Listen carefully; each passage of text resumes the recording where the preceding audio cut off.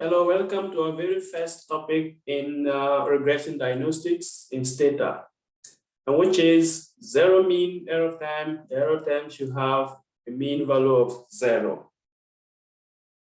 Before we discuss more, let's talk about the basic regression model, which is usually called ordinary least squares model, which is usually given like this, where y represent the dependent variable, beta null represent the constant term, beta 1 represent the coefficient to be estimated, and x represent the independent variables, and epsilon is the error term, random error term, which we will focus on in this video and a couple of the next videos to come.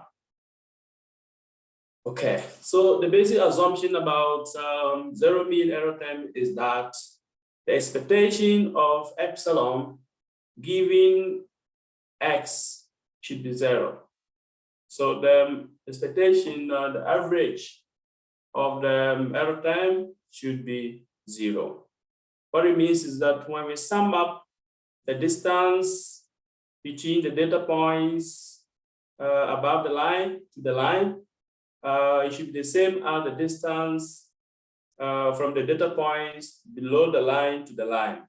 So if I take the distance from here, this point down, if I measure it and I take it as the deviation, plus the deviation from here down, the deviation from here down all the way to the last point above the line, and I do the same, and I sum it up, it should be equal to the distance between this point to the line, and then those below also to the line. If I sum up, I should get the same value. That shows we have zero mean error time.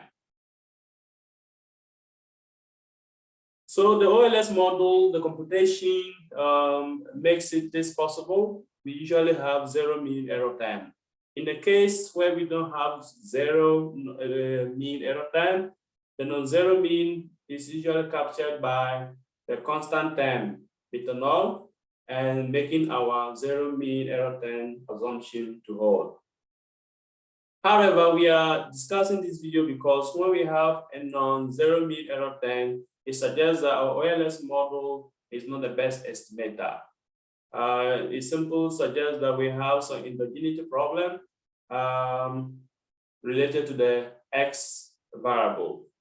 So at least one of the x variable independent variables is endogenous, which is correlated with the error time.